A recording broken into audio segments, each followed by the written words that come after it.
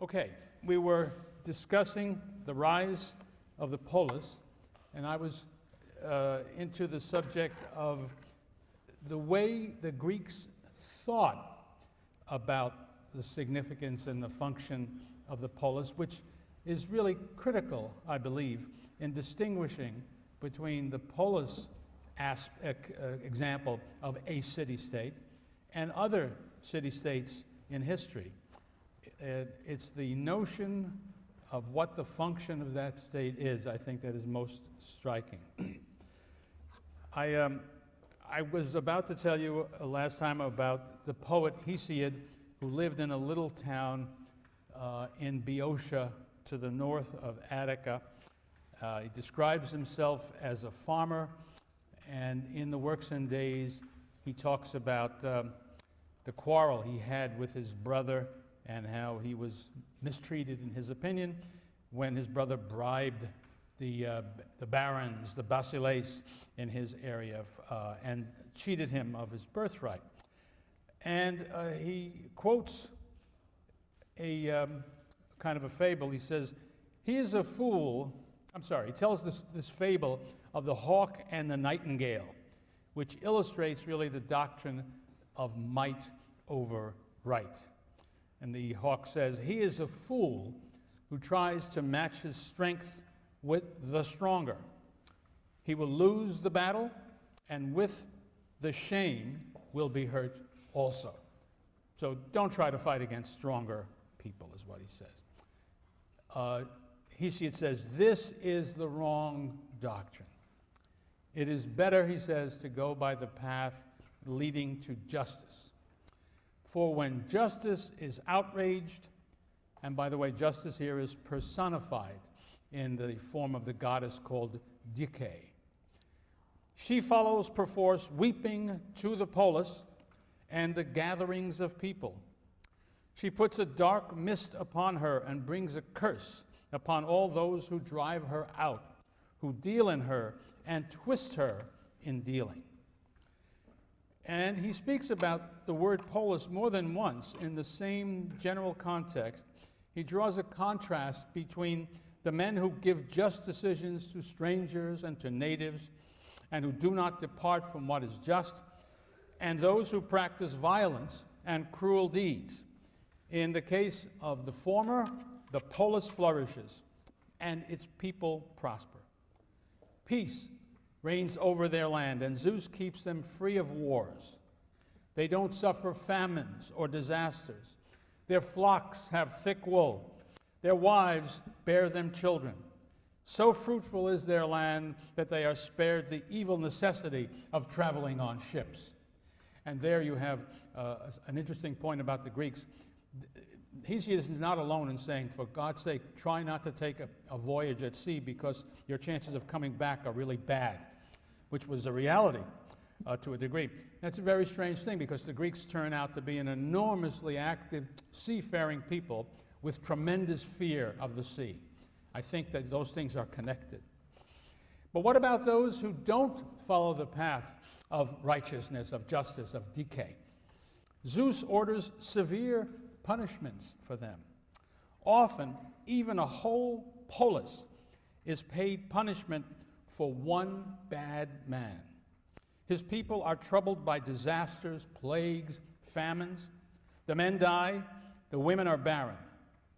At another time, Zeus destroys the wide camped army of people or wrecks their city with its walls or their ships on the open water. Well, one thing that emerges from these lines in Hesiod is that the polis is already there. There is no way to talk about what he's talking about in the kinds of settlements that existed before the invention of the polis. And that, I think, is worth mentioning. If our date for him, which is very problematical, but if it's right, roughly, then certainly by 700 BC, there are people who know what polis are. Polis exist. But beyond that, there is the fact that for the Greeks that early, and always, by the way, it remains so, the notion of justice is directly connected with the polis. The only place where justice exists or can exist is in a polis. The only way you can lead a good life is if you live in a polis. And when you do live in a polis, of course, you will have to behave justly because, and this is tremendously important, your behavior doesn't affect just you and your family. It involves the entire community. Remember, even one bad man can ruin a polis. That is a very strong statement about the priority of community.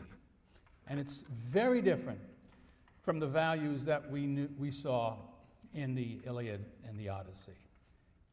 You cannot imagine, it seems to me, in the world that Hesiod describes, Achilles or anybody else saying, well, you insulted me and so I'm not going to fight anymore for my polis. That would have been inconceivable in this world. Now, so we're on at this, given this information, we are on to the problem that will be a problem for the Greek polis for the rest of its history, and is really a problem to this very day for all people who live in some sort of a civilized community. How to reconcile the interests and desires and well-being of the individual and his immediate family with those of the community at large. They may seem, and probably might even be said to be, different and antagonistic at some point. And when they are, what should you do? For the Greeks, the answer was pretty clear hereafter.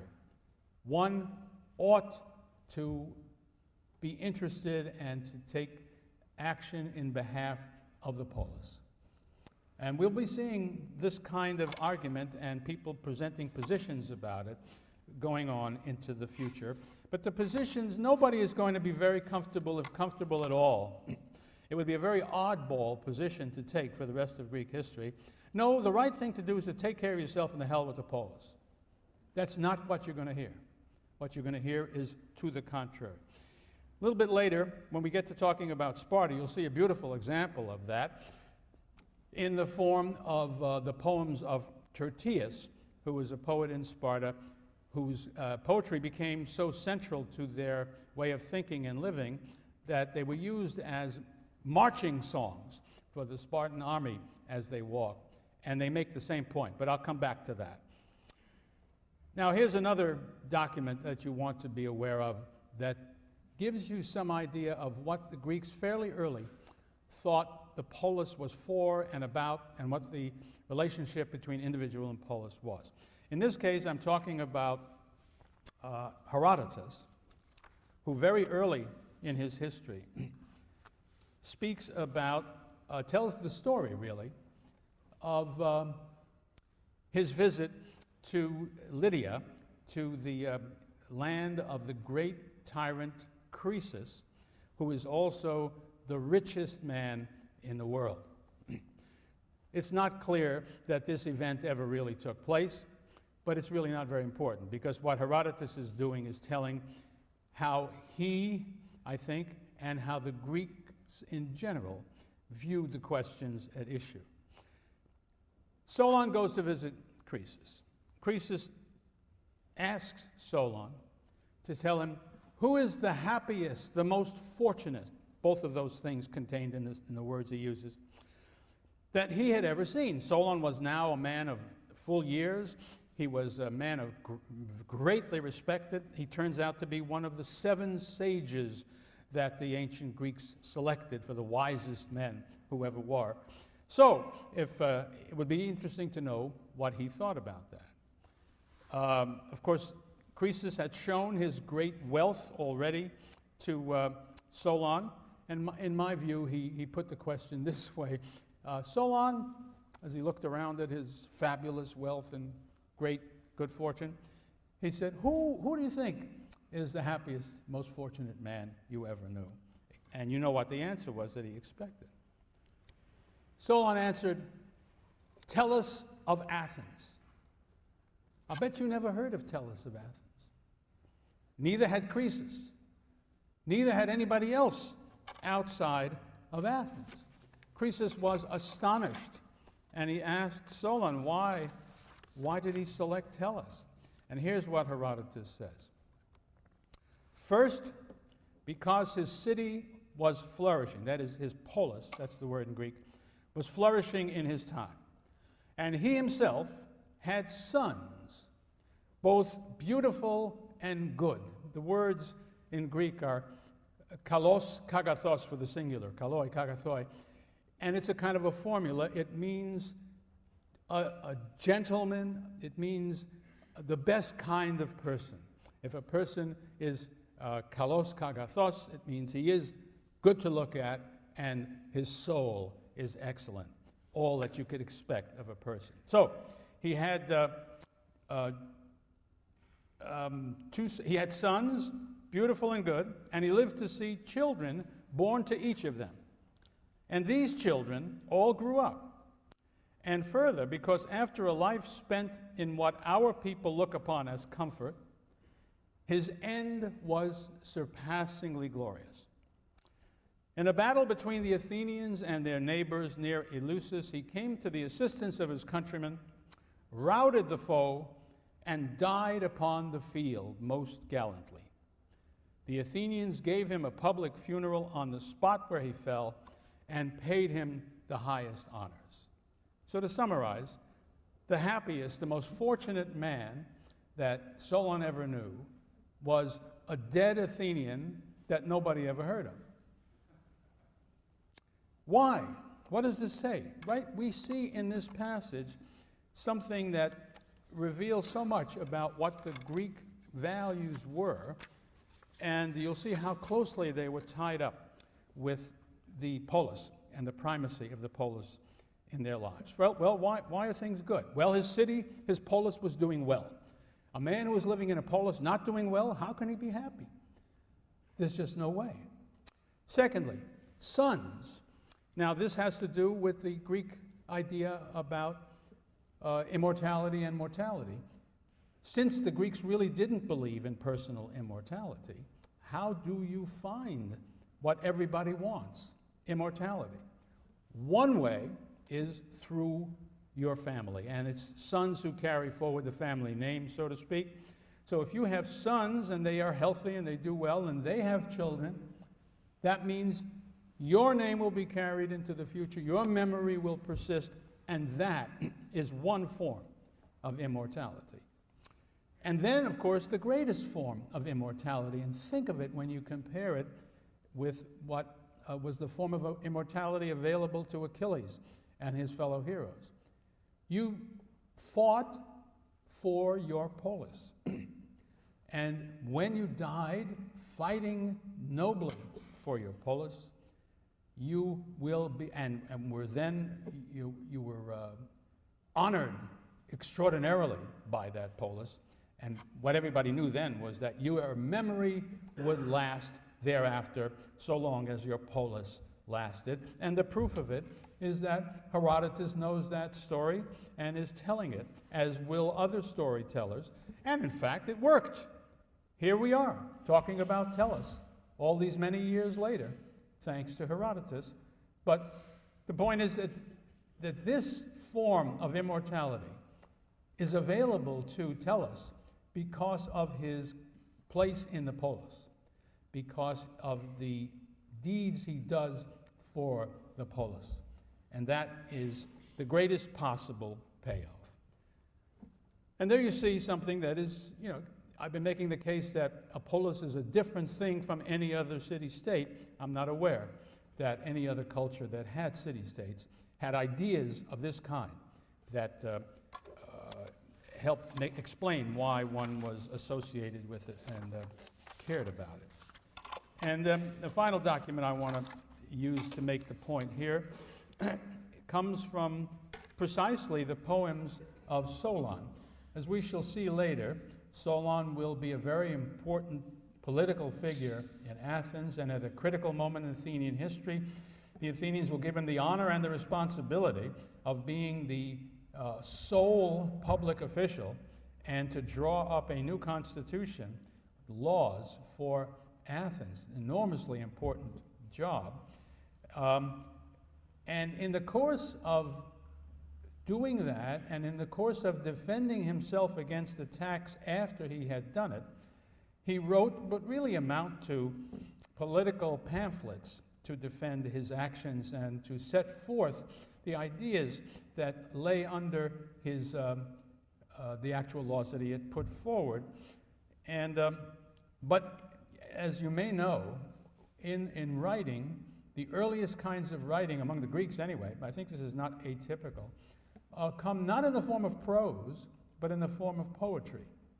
And that's because people are used to, before they use writing, they are used to remembering things through verse.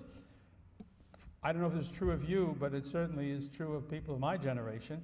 The things that they taught us in school when they required us to remember poetry, no matter how we try, we can't forget it. And the stuff that we had to remember that was in prose, no matter how we try, we can't remember it. It's the rhythm. I bet even all of you can remember songs that you have known all your life, but not other things. So it's a great mnemonic device. But in any case, that's why Solon's pamphlets are written in poetry, and apparently in really good poetry. And so we have his very words. Here is a fragment from one of his poems. So the public ruin invades the house of each citizen, and the courtyard doors no longer have strength to keep it away.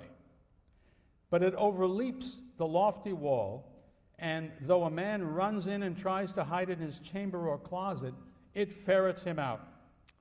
So my spirit dictates to me. I must tell the Athenians how many evils a city suffers from bad government. The Greek word for that is dysnomia. And how good government, eunomia, displays all neatness and order. And many times she must put shackles on the breakers of laws. Now get this. Eunomia levels rough places, stops glut and greed, takes the force from violence. She dries up the growing flowers of despair as they grow. She straightens out crooked judgments.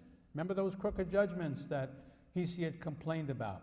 Well, the Polis straightens out crooked judgments, gentles the swollen ambitions, and puts an end to acts of divisional strife. She stills the gall of wearisome hate, and under her influence, all life among mankind is harmonious and does well. Wonderful. Where do all these good things come from? From God? No. They come from the polis, when its laws are good, and therefore when the government that it provides is eunomia rather than the opposite. He is making a claim here, which is a very strong, powerful one, but which was characteristic of the Greeks, and I want you to take note of it here. He is giving the law and the polis that gives law. It's not merely a negative thing, the way I think modern ideas about law, as for instance represented in the American Constitution, are, which is to say, its function is to prevent wrongdoing, to punish wrongdoing.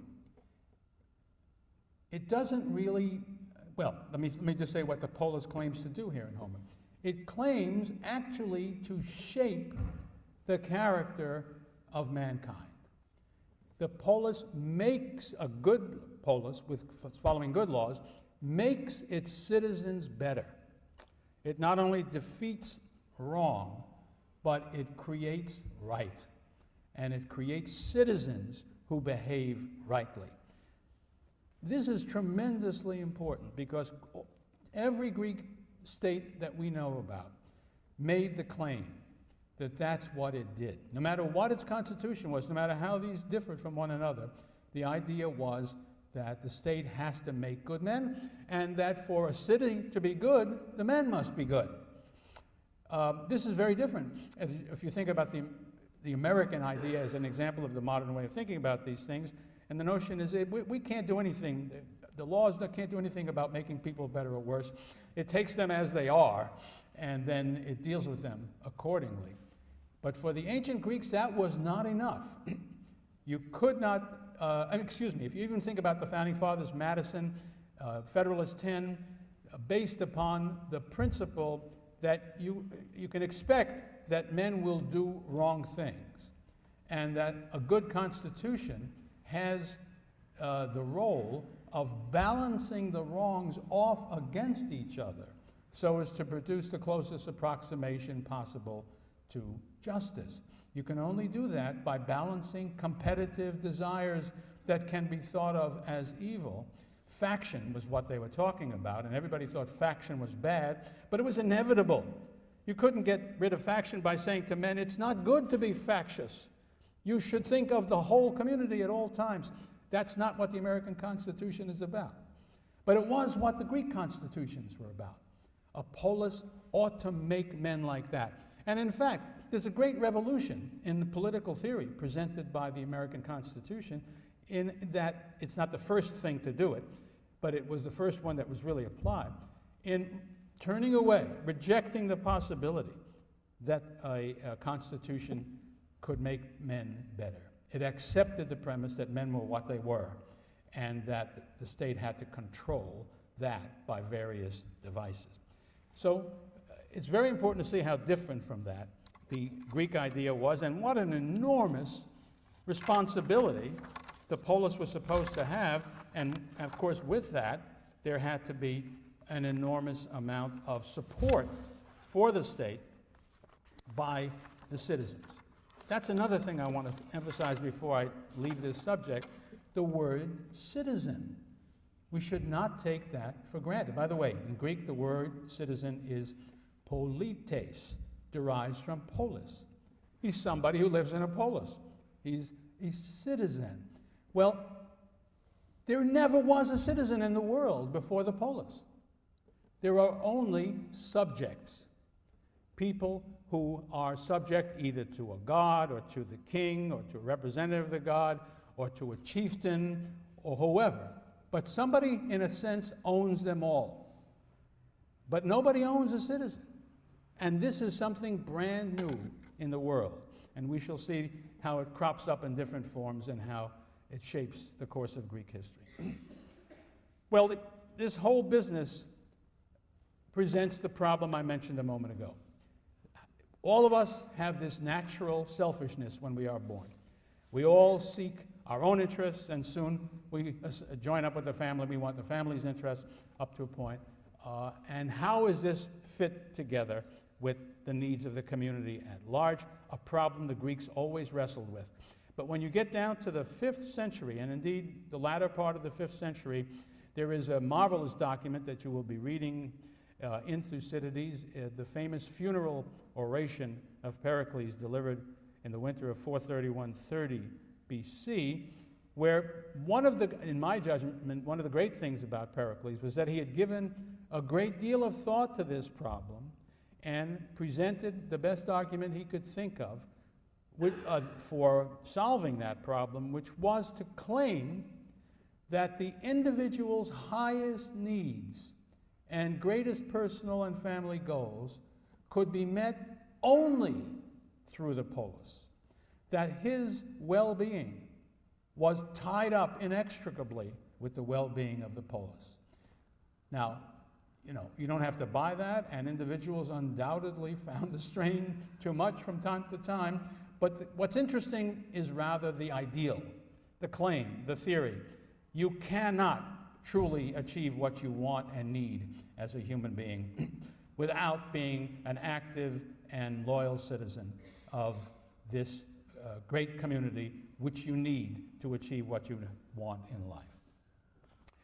It is a claim already, and as you've seen in Aristotle towards the end of the history of the free polis, it is something necessary for mankind.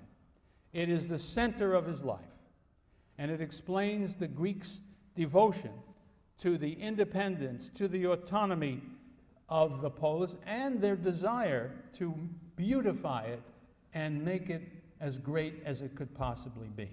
All of that sounds very nice, and it certainly had very nice aspects to it, but there was, of course, a downside to it as well, which is every polis wanted to be great, and being Greeks, they wanted to be greater than their neighbors. And sometimes that involved conflict, and it often, among the Greeks, did involve war. Now, the Greeks were not unique in history in constantly being at war. That is, if you just examine the history of the human race, so soon as they were sufficiently organized to wage war, they began doing it all the time.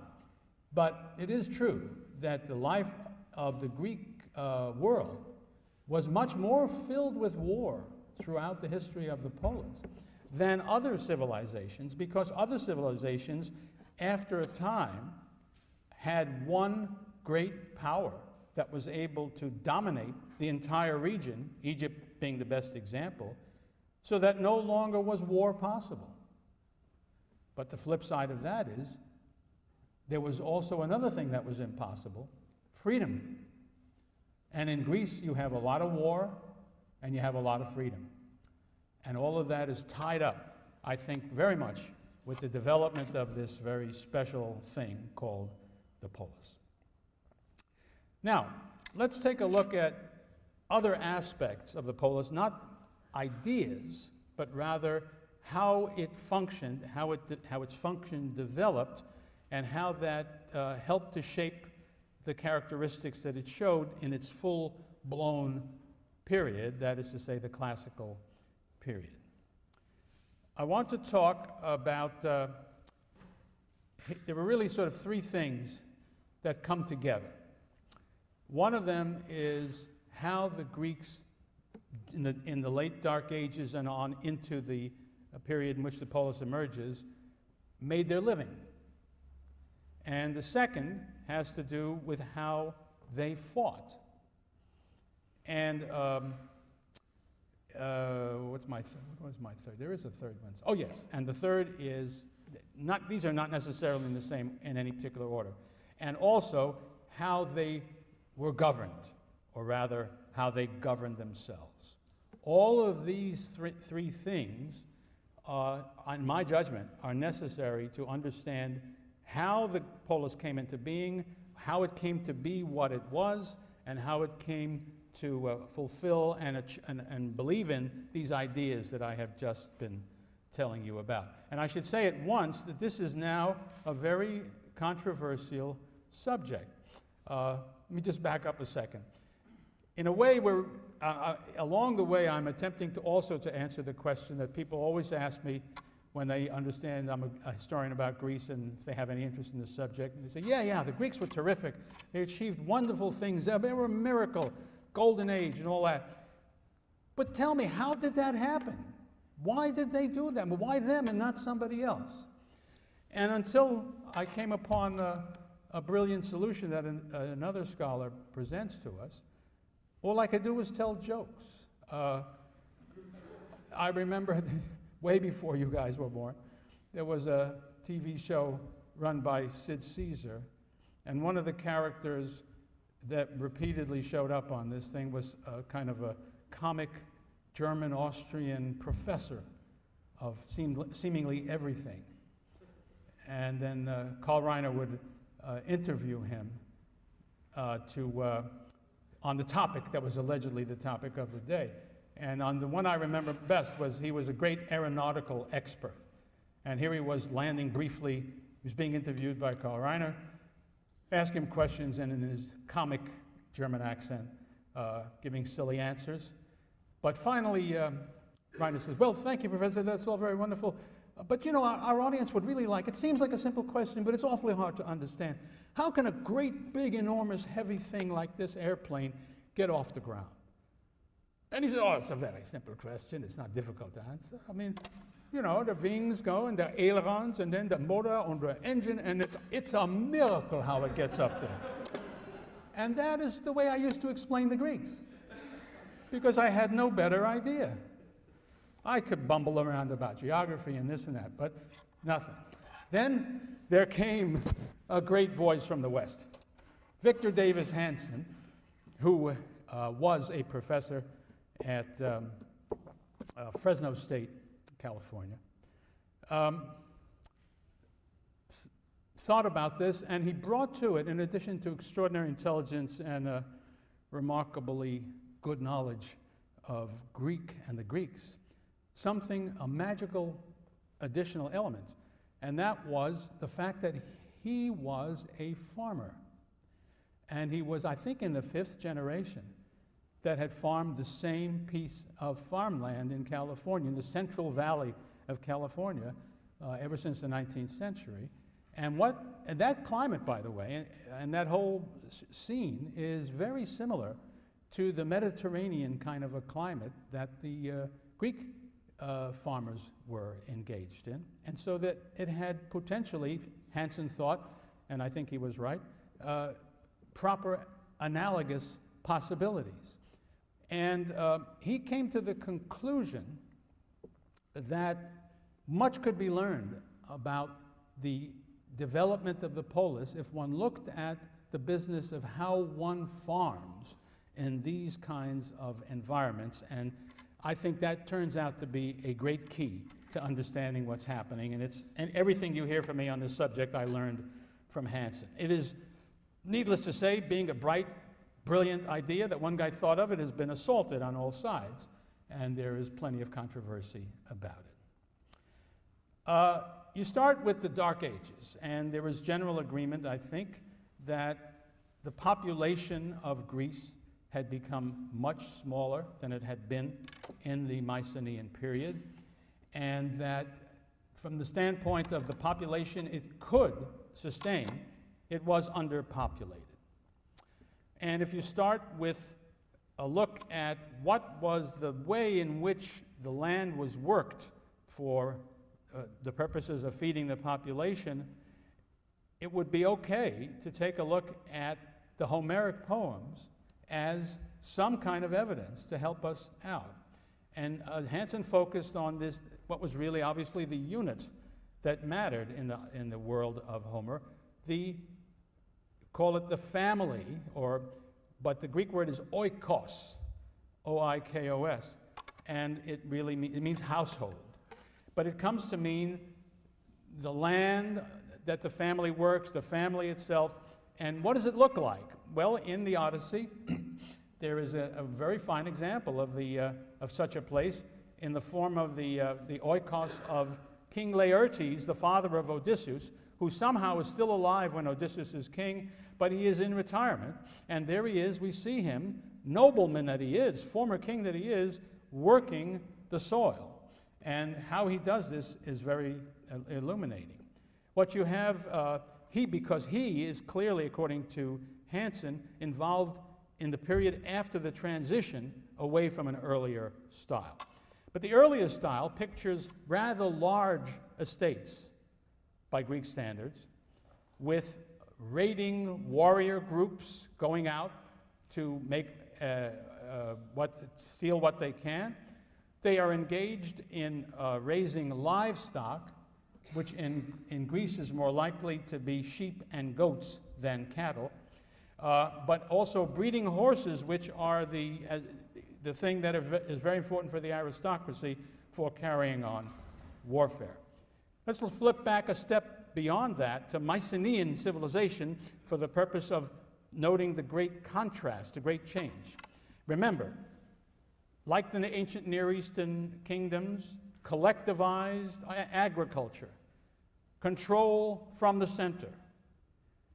The individuals who carry out the farming or the grazing, they are not permitted individual initiative, they are controlled.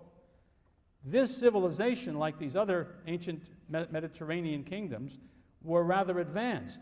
They knew how to cultivate the grape to make excellent wine.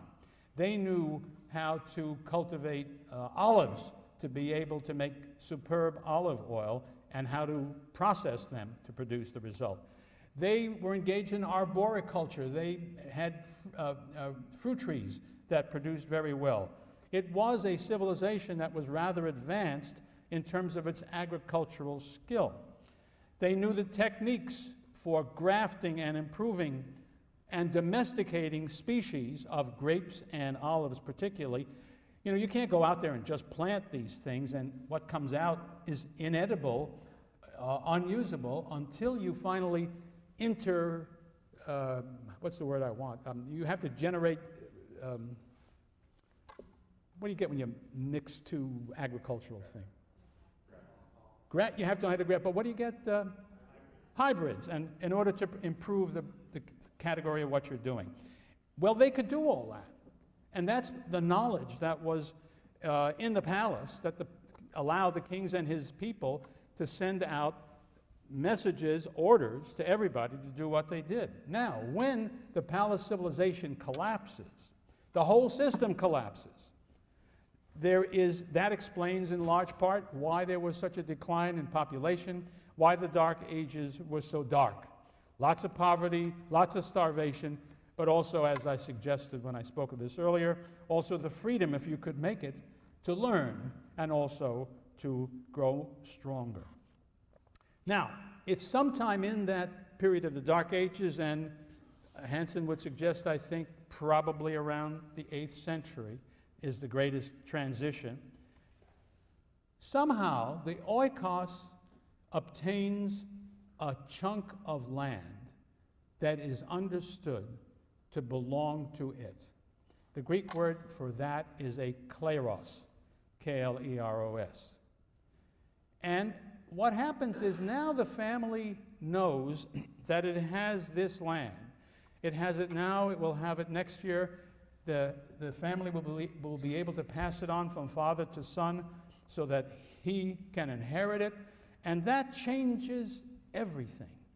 That kind of stability gives promise and is a basis for making every kind of necessary investment in the soil that you are working in order to make it better and more profitable for you. And it's worth it because you and your children will be there to collect it. As Hanson says, thus arose the kleros, or the idea of a privately held plot attached not to any one person, but rather in perpetuity to a single farm family, or oikos. And as Hanson points out, look at the difference between this and previous ways of working the soil. People either rented the land from a large landowner, or they were hired help who got nothing except a salary or a piece of what they did. Serfs who were compelled to work the land, or in some places even slaves. Well, they have no incentive, put aside the question even of capacity, to invest capital for the purpose of improving the size and quality of their crops, their trees, their vines. They would not be willing to take the risk without clear title to the land. That is the critical thing. Once they have it, and they plant permanent crops, that changes the whole basis of society and the values and the attitudes that go with it. In short, according to Hanson, it is the invention of the family farm that is the critical moment in this very, very important moment in the history of the human race. And there certainly is no example of it that I know of, apart from Greece, when it happens right about this period. You can imagine that this can only happen gradually. None of this happens overnight. But if you think of the time span about 900 to 700 BC, that is when these changes are taking place. I would have guessed at an increasing pace as you go further down the road. And then what happens is the population grows. And for this, the archaeological evidence is very strong. There are getting to be more and more people living on the land of Greece. What do? One of the problems that produces is the more people you have, up to a point, that's good. There are more people who can work to increase the production. But beyond that point, there are more people to feed than the production can produce. And that leads to a desire for expansion of the land available for cultivation. Now, there are a couple of ways that can go. One that was certainly important, and again, it's something that Hanson emphasizes, is what he calls internal colonization. It means, you know, the way these things work, when you are engaged in agriculture, it's natural to go first to that soil, to that patch of land, which is known to be likely to produce the best land, the most fertile, the most best product, the most fertile land there is. So that's where they start. But now, when you need more, you can't just say, I only want the best bottomland there is. You move out to some place that nobody bothered to farm before because it wasn't profitable enough, because you need more land. And so marginal land is brought into play with hard work and ingenuity. And one of the things that Hanson emphasizes so helpful, you got to be a farmer to understand these things. Not everything that you try works. And the picture, I think the picture he paints of farming reminds us of the picture that Homer paints of human condition as explained in you know, the two jars of Zeus. Most of the luck is bad. It's hard to succeed. And some combination of luck and skill and determination and hard work, all of that will decide which of these farmers will be successful and which will not. And that's an important thing to remember. There will be success and there will be failure. Hanson says, I'm quoting him, the real beginning in the West of individual property holding on a large scale is what he is describing. And he wants to emphasize, Hanson himself has a farm that specializes in grapes for the purpose of producing raisins. I guess all the raisins in the world are produced near Fresno. Isn't that right, Curtis? And he points out that the knowledge of how to do this, of how to grow the kind of grapes you want, viticulture, and also arboriculture. Both of these are learned from Asia. The Asians are ahead, and the end of the isolation of Greece made possible communication, and it allowed this kind of learning. And so you got this picture of some people learning how to do these things very, very well. Everything is farmed in a new way. And let me just give you a picture of what this new farm that Hanson describes is like. There is intensive farming. It's not extensive in the sense, you know, you just have to scatter your stuff over wide fields, the same thing over a great, that's not what it is. Every piece of that soil is necessary. A lot of it can't produce the crop you would most like to grow. So you find another crop that will grow there that can be useful. That's the picture. So you have varied crops. Among them, these are the ones that are typical of a Mediterranean climate. Everybody needs grain. Bread is the staff of life, as you have been rightly told. But so you try, if you can grow grain on your land, you grow it where you can. If not, you have to get it elsewhere. Olives, for the purposes that I mentioned to you the other day. That is a very important one. Vegetables can be grown many times in places where you could never grow wheat or grain. Fruits from the trees. What have I left out, Curtis? Anything? Have we left out anything any of the crops? That's about it. Those are the things that you do. Now observe several things about them. They together will make up everything you need to live. All the food groups are represented there. I have left out meat and fish, of course. Neither of them very common in this part of the world, but meat was common enough because there were sheep and there were goats, even when beef would have been very hard to get. But what you need to understand about the Greeks, they don't eat a lot of meat. Now you might say, how come no fish? I mean, they're surrounded by water everywhere you look. Well, guess what? Turns out fish don't live everywhere in the water. And they don't live very much around Greece, it turns out. I don't mean no fish, but no sort of major schools of fish. This is not the banks of Newfoundland. And the Greeks do eat fish, but not a lot. So their diet is a little bit of that, some of their protein from that, then bread, olive oil, fruit, vegetables, cheese, milk, those kinds of things they can do.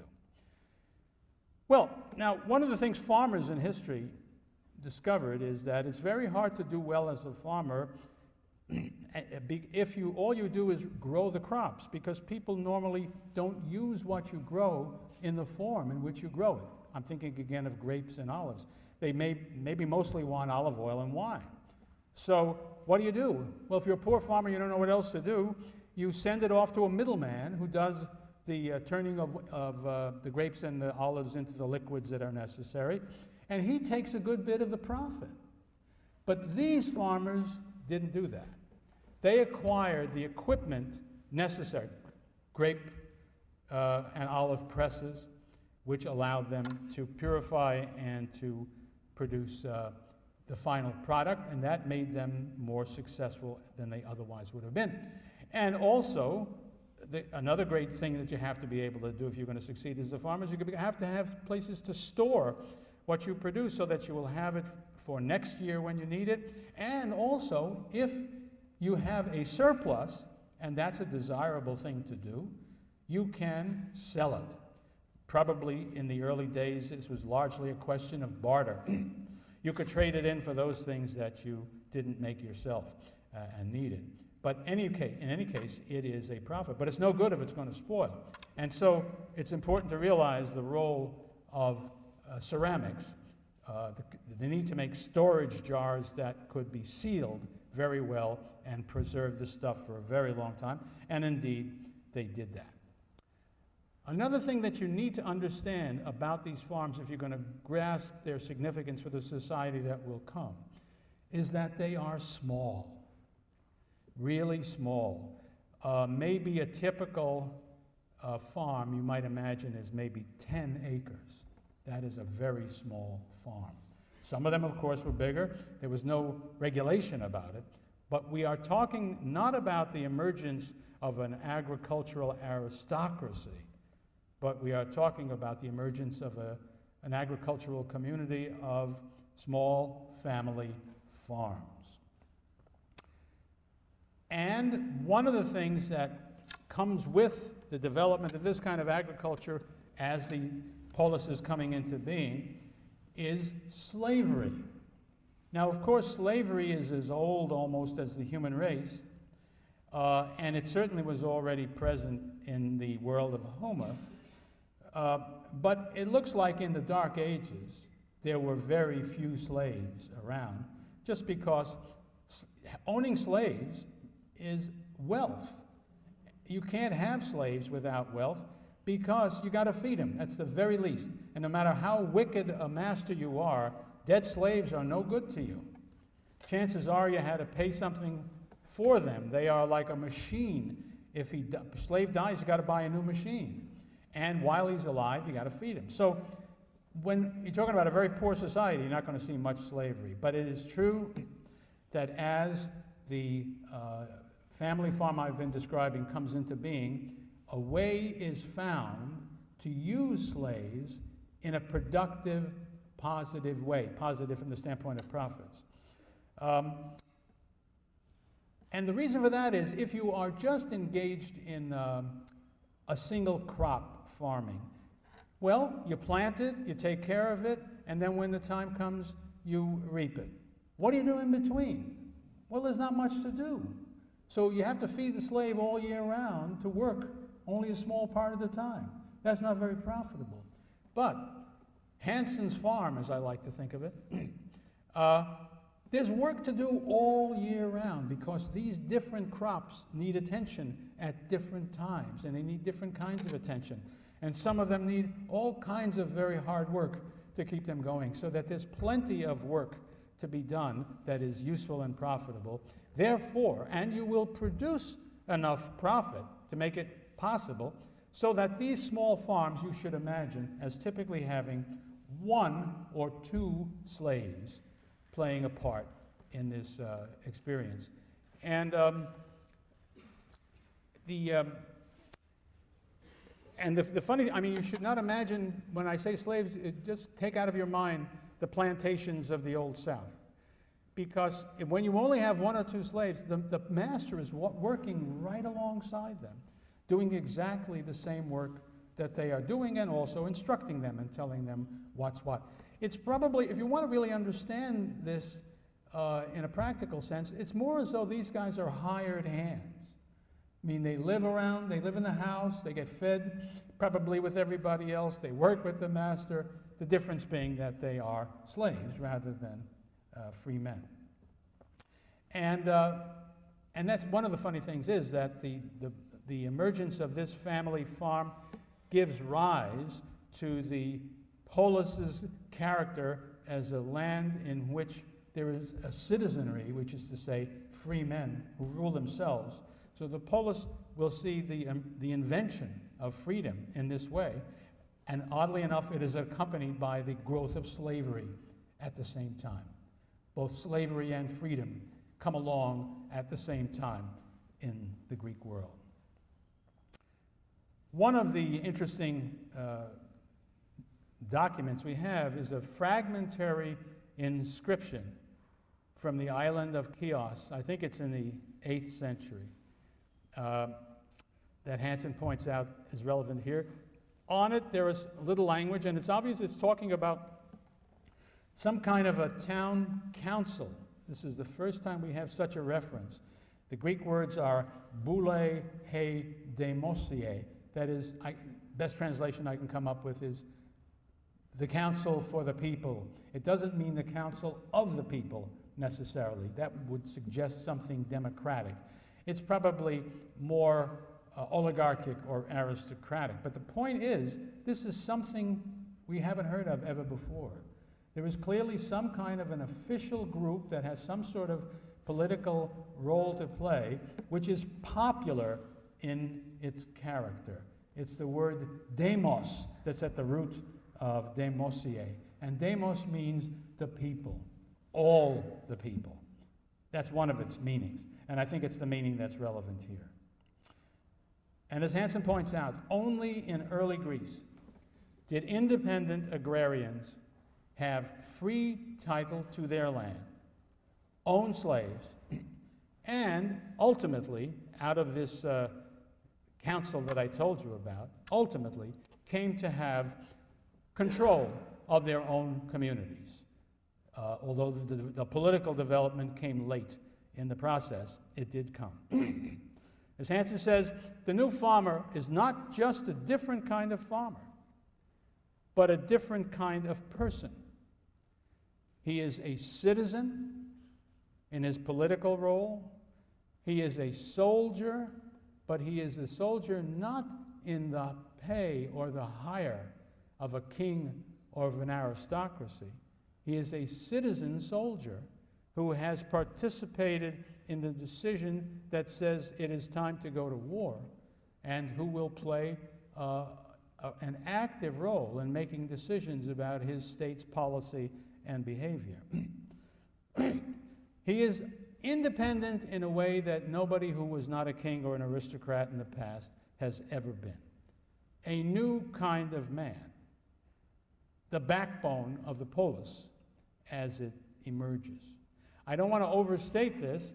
There is still an aristocracy made up of the old guys, and they don't just disappear, and there will be a long stretch in which there will be some degree of conflict between these new independent farmers and the old established aristocracy, and never does that aristocracy go away. That's old. I'm simply emphasizing what's new in the situation, and it's very new indeed. I might just say a little bit more. Hanson has this marvelous situation in which he's a scholar telling us about these developments in the world of ancient agriculture and farming, but he's also an active farmer and reacting to what happens to farmers today. And he's written a book, a wonderful book called Fields Without Dreams, which is the story of modern farming in America, which is also true of all of Western Europe, which is to do pretty much with the abolition of farmers. And I just don't think it's right for me to pass without mentioning the significance of this. Nobody knows anything about it. what percentage of Americans do you think worked on farms at the end of the 19th century? 20? 60? You better believe it's 60, 70. And the further back you go in American history, the closer to 90 and 95% it gets. That's the history of the world. The whole human race has spent the bulk of its time farming. What percentage of Americans are engaged in farming today? Well, the figure I saw last was a number too small to be mentioned. I mean to say you just can't really say how much it is. But all right, 2%. Does anybody know a farmer? How? How come? Just by accident. Still farming? God bless him. Is his son farming? No kidding. Where is this? Fantastic. That's a marvelous thing. Please give him my greetings. But it's kind of a miracle. I don't know any farmers. Oh yeah, I know Hanson, but if I didn't know him, I wouldn't know any farmers. So now, I don't want to go too deeply into this. If you're interested in this subject, get hold of his book. But I think it's really, what is inescapable is farmers are a sociological category of people, different from non-farmers in all kinds of critical ways. And it is just an example of how this whole business has disappeared. Nobody even thinks about it anymore. If you were to say to me, what do you think is the most important thing, however you define thing, that has changed the character of life in the United States in the 20th century? I would say the disappearance of farmers. There are so many ways in which that has changed the world. But I can't do justice to it, but Hanson does. So if you want to read Fields Without Dreams, you can ponder the significance of this great change. Now, I've talked to you essentially about the economic aspect of this phenomenon, and I'd like to turn next. Give me a second here. I just want to find out where I am in this.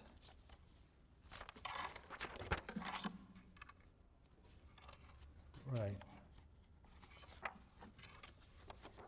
These are all my proofs to tell you, to support all the things that I've already told you, but I'm not going to bother proving it. It'll take too long. Well, I guess the next thing I might mention is in the area of politics. If you look at the world of Mycenae, once again, we've already seen this, you have a despotism of some kind. You have some kind of a king, if for lack of a better name, a monarch, who fundamentally rules, and everybody is subject to him. He has an aristocracy around him, he has a lot kind of helpers, but he's the boss. And that's what you see in the world everywhere else. After that, if you examine as best we can the cities of the Dark Ages and ask what kind of government, if you want to use that word, would these communities have had, you probably wouldn't do badly if you looked at the Odyssey for the best clues you could find. Of course, they won't be perfect. You know this mixed character of the world of Homer. But still, if you look at the world of Odysseus, his home, what's going on in Ithaca, there are some valuable clues. There is somebody who, in that world, called a Basileus, I should say. No, yeah, Basileus, right? Who is a single individual who was understood to be superior in some way to everybody else. However, he's not very superior to everybody else. He has all of these noblemen around him, all of whom claim to be Basileus, you recall. And what a fair way to put this would be that this is largely an aristocratic society. That was our conclusion after we looked at the poems of Homer. And I think that's what continues, even after that's the world that shows up after Mycenae. People who had power by virtue of their wealth, by virtue of their personal physical strength maybe, by virtue of their descent, because people always have theories about individuals in their society, early societies, who were born to the purple, so to speak. But whatever the criteria were, and birth always was a critical criterion in the days of the aristocracies, you would have aristocracies who would have the practical, the de facto control of things. Well, by definition, an aristocracy is plural, not singular, so how do you make decisions in an aristocracy? And the answer typically is a council. I use the word council, the Greek word is boule, and not assembly, which in Greek comes to be called ekklesia, because an ekklesia is understood to be a gathering of the entire adult male population. And the boule is understood to be not a gathering of the whole, but rather a smaller group who has some degree of authority. And I would have suggested that in the earliest days, they had all the authority that mattered.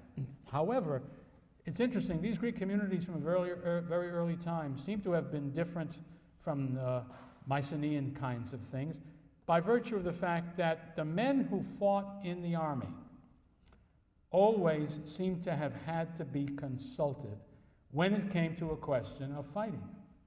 And so you always had an assembly, even in aristocratic states. But decisions in general were made by aristocrats. Moreover, the law was interpreted, spoken, and to the degree it had to be, enforced by the aristocrats working through a council in their community. And these councils might have been elective from within the aristocracy, or they could have been simply the whole aristocracy, depending really on the size of the community, because you can't have a council functioning to any useful purpose if it gets to be too big. It just becomes something else. That's where you start. That's the Dark Ages. Now, what we shall see as the polis grows and develops, and as these changes in the economic situation that I've described are happening, is that these successful farmers, who will, as I will be telling you next time, who also will be the fighting men who fight for their polis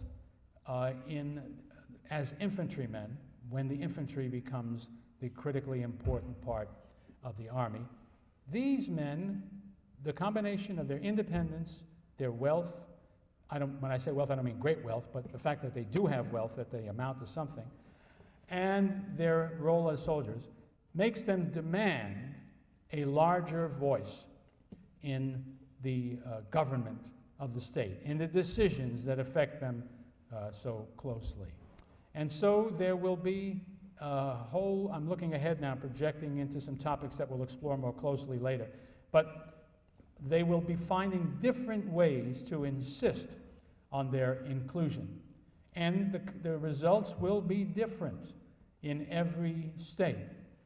And sometimes the old aristocracy will be able to hold on for a very long time and to suppress any attempt to change things.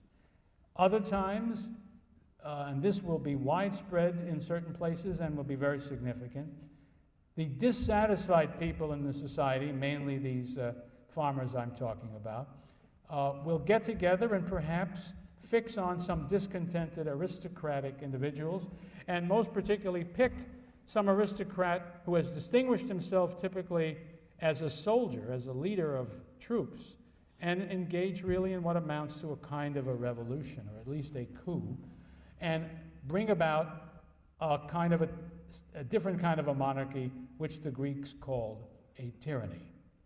And when these tyrannies take place, they last for different periods of time, but when the tyrant is removed, what follows after that is there is never again in that town one-man rule of any kind. Either what is established after the tyranny is an oligarchy, but notice I didn't say aristocracy. An oligarchy just means rule of the few. But as we shall see, what changes is it is no longer the rule of those few who are born in the right place. It will be based upon the wealth of those people. And that means that the newly wealthy or the reasonably well-off will participate in their government. And the form of government, which is oligarchy, will be, throughout the classical period, the most characteristic form of government in Greek city-states. When democracy is invented, it will have its moment and it will spread, and there will be numerous democracies, but they will never be the majority of the polis. Your typical polis will be a kind of a Hanson farmer outfit, where people from that class and up will participate in politics, will be the governing bodies in their state.